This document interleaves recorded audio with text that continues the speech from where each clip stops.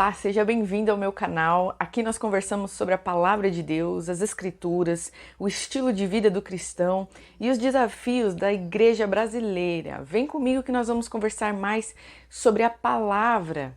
Neste quadro aqui nós estamos fazendo uma leitura a respeito de Efésios. Te convido a pegar a sua Bíblia e a fazer essa leitura comigo. Hoje nós vamos terminar o capítulo 3. Se você tem interesse também, nós temos um outro quadro que eu falo a respeito dos desafios que a igreja tem enfrentado, quais são os gigantes que nós temos que enfrentar como comunidade, como corpo de Cristo, o que é pertinente aos nossos dias, seja em temas da atualidade, notícias que nós temos vivido, tempos específicos que nós temos vivido. Eu convido você a ir comigo nessa jornada, aprender mais sobre o Filho de Deus, aprender mais sobre as Escrituras e também, através disso, do conhecimento de quem Ele é, nós olharmos também para o nosso dia a dia, para os nossos desafios, para aquilo que é pertinente à nossa geração e à nossa época. Hoje, em específico, nós vamos continuar. Eu quero encerrar com você a leitura de Efésios 3 e convido você a pegar sua Bíblia, porque nós vamos fazer a leitura agora do versículo 10 ao versículo 21 e vamos amarrar direitinho aí o capítulo, né? Lições que Paulo tem deixado e deixou ao povo de Éfeso.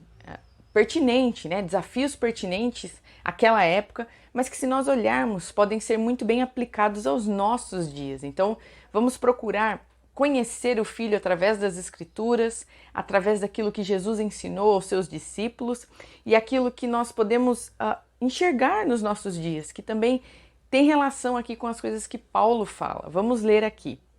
E isso que Paulo está falando aqui, no capítulo 3, de forma geral, ele diz assim, no versículo 9, no versículo anterior: Deus que criou tudo, escondeu esse segredo durante os tempos passados. É sobre isso que Paulo está falando. Ele está falando sobre, em Cristo, nós termos o segredo de Deus revelado à humanidade. Então, se nós queremos conhecer o Deus Criador, que fez a natureza, que fez o universo, que fez os seres humanos, nós precisamos ter em mente que é por meio de Jesus que nós descobrimos e aprendemos a respeito desse mistério. E Paulo diz assim: e isso para que agora, pela igreja, a multiforme sabedoria de Deus se torne conhecida dos principados e das potestades nas regiões celestiais. Versículo 11. Segundo o eterno propósito que Deus estabeleceu em Cristo Jesus, nosso Senhor. Em Cristo temos ousadia e acesso a Deus com confiança, mediante a fé nele. Portanto, eu peço que não desanimem por causa das minhas tribulações em favor de vocês. Pois isso é motivo de honra para vocês. Por essa razão, eu me ponho de joelhos diante do Pai, de quem toda a família nos céus e na terra recebe o nome. Peço a Deus que, segundo a riqueza da sua glória, conceda a vocês que sejam fortalecidos com poder, mediante o seu Espírito, no íntimo de cada um, e assim, pela fé, que Cristo habite no coração de vocês, estando vocês enraizados e alicerçados em amor. Isso para que com todos os santos vocês possam compreender qual é a largura, o comprimento, a altura e a profundidade, e conhecer o amor de Cristo, que excede todo entendimento, para que vocês fiquem cheios de toda a plenitude de Deus. Ora, aquele que é poderoso para fazer infinitamente mais do que tudo que pedimos ou pensamos, conforme o seu poder que opera em nós, a ele seja a glória na igreja e em Cristo Jesus, por todas as gerações, para todo sempre. Amém. Então vamos recapitular aqui algumas coisas importantes a respeito do capítulo 3. Primeiro de tudo, é um compilado, um resumo sobre o que significa estar em Cristo. Se nós podemos resumir aqui algumas lições que eu aprendo e quero compartilhar com você a respeito desse capítulo, é sobre estarmos em Cristo e o que isso nos proporciona. Então eu separei três estar em Cristo e o que isso altera e quais qualidades isso traz para as nossas vidas. A primeira delas é que em Cristo nós somos livres. É apenas estando na videira verdadeira, no Filho de Deus, que nós temos liberdade plena, verdadeira, aquela que começa no mundo espiritual e que se mostra no natural. Como nós conversamos no vídeo anterior, a gente fala tanto, a nossa geração fala tanto sobre liberdade, mas segundo a palavra de Deus, a verdadeira libertação, o ser livre, é apenas em Cristo, porque se dá do mundo espiritual para o mundo natural.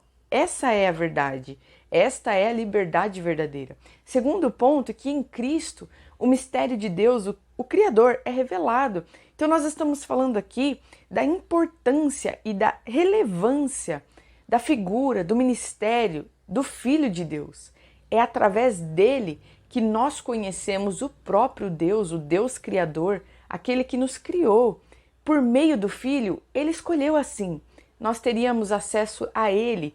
E esse é o outro ponto que eu quero trazer para vocês. Em terceiro lugar, em Cristo, nós temos ousadia e acesso a Deus. Pensa só numa coisa. Nós, como humanidade, nós nos separamos de Deus, nos tornamos inimigos porque pecamos. Isso começou lá com Adão, através da queda de Adão e Eva. Houve um rompimento, como se no relacionamento houvesse uma ruptura, uma quebra, um desentendimento. E a partir daí, uma separação. A humanidade se separou de Deus por conta do pecado. E é em Cristo que isso é reestabelecido. Por causa de Cristo, e aí Paulo diz aqui, nós temos ousadia. O que isso significa? Que nós temos a condição de nos colocarmos diante de um Deus totalmente perfeito, diante de um Deus maravilhoso, que nunca errou. Pensa só, nós brigamos com uma pessoa, com o nosso pai, por exemplo, e nós erramos e erramos muito feio. E isso causou uma separação entre nós. Pensa que nessa briga nós somos os responsáveis, os culpados, nós desobedecemos a ele. Pensa só na vergonha, pensa só na culpa que a humanidade carrega sobre os ombros diante dessa briga com o próprio pai. Esse é o fardo que nós carregamos. Irracionalmente até, gente. Estou falando aqui de uma questão que nem passa pelo nosso entendimento. Esse é o tipo de verdade que nós temos e entendemos, compreendemos só em Cristo Jesus. Por meio dele nós entendemos, é nos revelado que há um fardo e um peso de culpa, de vergonha e de responsabilidade pelas nossas transgressões. Aí nós entendemos que diante de Deus nós somos indesculpáveis e essa inimizade nos afastou dele. Essa vergonha, aquela culpa existencial de que nós somos falhos, de que nós somos pecadores. E em Cristo, Paulo diz assim, 1 João, eu quero ler assim para vocês, antes de mais nada, eu quero ler 1 João 4, do versículo 15 ao 18. Olha o que João fala para nós. Todo aquele que afirma que Jesus é o Filho de Deus, Deus vive unido com ele, e ele vive unido com Deus. E nós mesmos conhecemos o amor que Deus tem por nós, e cremos nesse amor. Deus é amor. Aquele que vive no amor, vive unido com Deus, e Deus vive unido com ele. Assim, o amor em nós é totalmente verdadeiro para que tenhamos coragem no dia do juízo, porque a nossa vida neste mundo é como a vida de Cristo. No amor não há medo. O amor que é totalmente verdadeiro afasta o medo. Portanto, aquele que sente medo não tem em seu coração o amor totalmente verdadeiro, porque o medo mostra que existe castigo. Então, João, assim como Paulo, nessa passagem de Efésios, está falando a respeito de amor e de medo, de amor e de castigo, como se o medo ele fosse a constatação de que há um castigo, ou seja, aquela consequência dos nossos erros. Existencialmente falando, gente, o ser humano ele carrega sobre os ombros uma culpa, um fardo de responsabilidade das suas transgressões. E sem Cristo, nós estamos separados de Deus, com medo dele, destituídos da presença dele, como aqueles que erraram e pecaram, como se em nós, sem Cristo, nós tivemos os mesmos sentimentos que Adão e Eva, quando eles se vestiram com plantas, com folhas, e tiveram que se apresentar diante de Deus. Eles se esconderam e eles estavam envergonhados da sua nudez, eles estavam conscientes do erro. E como eles se apresentariam diante do seu Deus pensando nas suas transgressões, pensando nas suas falhas, pensando na sua desobediência. Esse é o fardo que nós carregamos. Mas em Cristo, e aí entra o que Paulo fala para nós aqui em Efésios 3, nós temos ousadia, nós temos coragem, como João falou aqui, e acesso ao Deus verdadeiro. É o sangue de Cristo que nos lava e nos limpa do pecado, que tira as vestes da culpa, da transgressão e nos dá vestes novas. A nossa santificação por meio do Filho é o que nos possibilita que a gente se apresente diante do nosso Deus, aquele que nos criou, com coragem, porque fomos perdoados por todos esses erros, por todas as nossas transgressões, pela desobediência ao próprio Deus.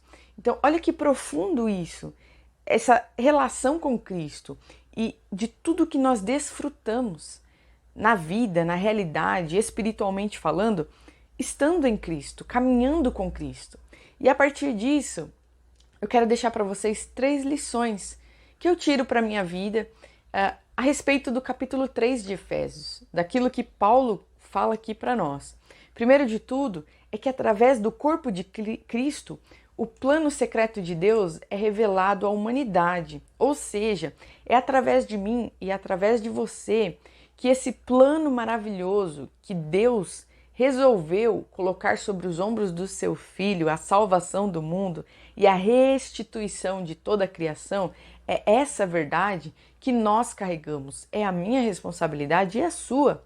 É a nossa mensagem, é isso que nós temos que anunciar ao mundo no nosso estilo de vida, com as nossas palavras, com os nossos comportamentos, com o nosso exemplo. Nós devemos levar à humanidade essa verdade incrível. É responsabilidade da noiva anunciar o mistério de Deus revelado em Cristo Jesus. Esse é o meu papel, esse é o seu papel e o foco das nossas atenções. A segunda lição que eu tiro aqui é sobre a liderança de Paulo, o seu papel diante de Deus em relação à igreja, o seu zelo e a sua preocupação. E eu quero ler aqui de novo para a gente refrescar a nossa memória o que ele falou agora no final de Efésios 3. Do versículo 16 ao versículo 18, ele disse assim: E peço a Deus que da riqueza da sua glória, Ele, por meio do seu Espírito, dê a vocês poder para que sejam espiritualmente fortes. Peço também que, por meio da fé, Cristo viva no coração de vocês e oro para que vocês tenham raízes e alicerces no amor, para que assim, junto com todo o povo de Deus, vocês possam compreender o amor de Cristo em toda a sua largura, comprimento, altura e profundidade. Olha só, Paulo está falando que ele se coloca diante de Deus com esse zelo e essa preocupação de que Cristo seja aperfeiçoado no coração da igreja. Então Paulo está preocupado se o povo conhece Jesus. Olha só, e eu quero provocar aqui vocês a refletir sobre isso. Se Paulo vivesse nos nossos dias, será que a questão aqui seria a quantidade de views que os nossos vídeos têm? Será que seria a quantidade de seguidores que a nossa comunidade de fé tem no Instagram? Qual seria a preocupação de Paulo se ele vivesse nos nossos dias? Como um exemplo, Paulo é um exemplo de um homem maduro, espiritualmente elevado, porque ele foi moldado em Cristo. Então Paulo é o nosso exemplo aqui. Ele vivendo nos dias de hoje, como seria o seu estilo de vida, as suas preocupações? Como ele trataria e como ele se relacionaria com as redes sociais, com o seu empenho no esforço, no trabalho, nos frutos disso, né? O que ele estaria olhando, o que ele estaria preocupado? Então, ele está preocupado aqui, gente, é com que Cristo seja conhecido pela igreja. Cristo seja edificado nos nossos corações. Ele diz que ele se colocou diante de Deus, esse zelo, né? esse fardo de preocupação e oração, essa intercessão de Paulo com relação aos Efésios.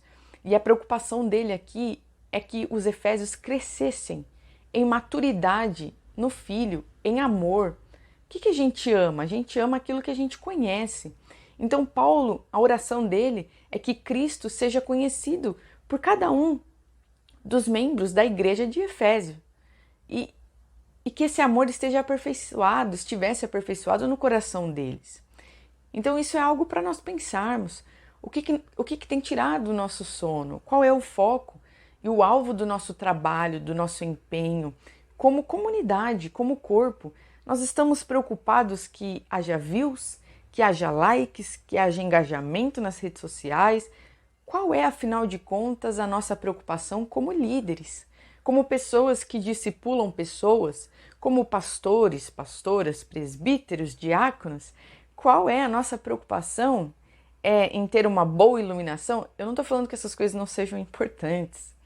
Eu estou falando que a gente não pode perder de vista a essência do nosso trabalho, para que nós não venhamos nos perder no automatismo ou então simplesmente na estética das coisas que nós fazemos, ou simplesmente em um grupo de pessoas ou uma comunidade que simplesmente faz evento atrás de evento e tem como alvo e meta sempre fazer um evento melhor do que o outro. Então, como se nós estivéssemos olhando para o umbigo da gente mesmo, entende? Quando, na verdade, a preocupação de um líder maduro, adulto, é olhar para o coração das pessoas. Se Cristo está sendo moldado no caráter delas, se elas têm andado com o Filho de Deus e se elas amam o Filho de Deus. Então eu quero deixar isso aqui para você, líder. Como você olha para o coração dos seus liderados? Você tem se preocupado? Você sabe como o caráter de Cristo está sendo forjado e formado nas suas ovelhas, nos seus liderados? Porque essa é a preocupação de Paulo. E eu acredito, não sei você, mas eu acredito que essa é a nossa meta.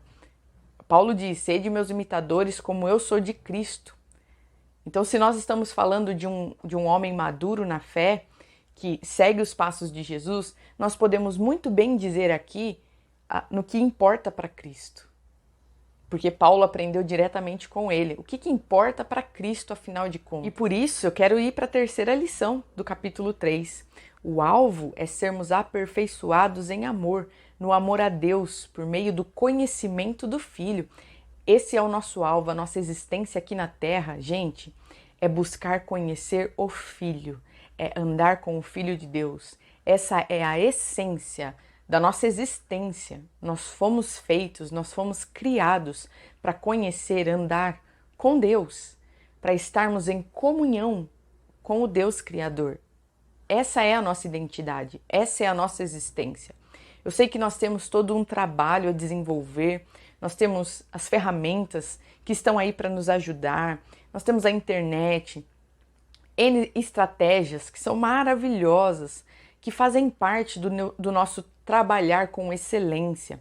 Mas eu vou dizer uma coisa para vocês, nada disso importa se nós perdermos a essência do nosso trabalho e se nós perdermos o alvo, a meta daquilo que verdadeiramente nós fazemos, que é conhecer o Filho e fazer com que ele seja conhecido. Como líderes, é nos preocupar e zelar com que as ovelhas estejam conhecendo a Cristo. Então, por exemplo, eu vou dar um exemplo básico aqui. Se ao final de uma celebração você sai mais preocupado com o seu desempenho, líder, seja como pregador, seja como um ministro de louvor, se você está preocupado muito mais com as solenidades, com o seu umbigo, ao invés de estar se desgastando diante de Deus e orando para que o Filho seja conhecido, moldado e forjado no coração das ovelhas, se nós estamos errando nisso, nós estamos errando na proposta do Evangelho. Porque a finalidade de estarmos aqui como igreja, como Paulo nos ensina, é fazer com que Cristo seja conhecido, é revelar ao mundo esse mistério que foi desnudado, descoberto em Cristo. Esse é o nosso papel, esse é o alvo aqui, essa é a centralidade da mensagem que nós estamos lendo, que Paulo deixou para a igreja em Éfeso. Quarto e último ponto para amarrar tudo isso que nós estamos falando. O foco, gente, do nosso ministério, do nosso trabalho, é o Filho de Deus. É sobre Ele e é para Ele e por Ele que nós fazemos, tudo que nós fazemos, com excelência, sim, mas olhando, focando e buscando sempre elevar o Filho de Deus. O alvo do nosso trabalho não é o engajamento de uma placa de igreja. O alvo, o foco do nosso esforço, do nosso trabalho, não é aumentar a quantidade de likes. Talvez você sirva a sua igreja com a área de comunicação, com a área de redes sociais, ajudando na administração das contas, na parte de produção. Não sei, cada comunidade tem o seu servir, suas áreas de serviço. Mas eu quero dizer, a igreja tem sido muito atuante nas redes sociais e isso é maravilhoso. Esse é o nosso excelente, é estarmos no mundo vivos ali, levando a mensagem com as ferramentas que nós temos à disposição. É sempre procurar melhorar, é sempre buscar novas formas de anunciar o evangelho, sempre criativamente. Esse é o nosso trabalho.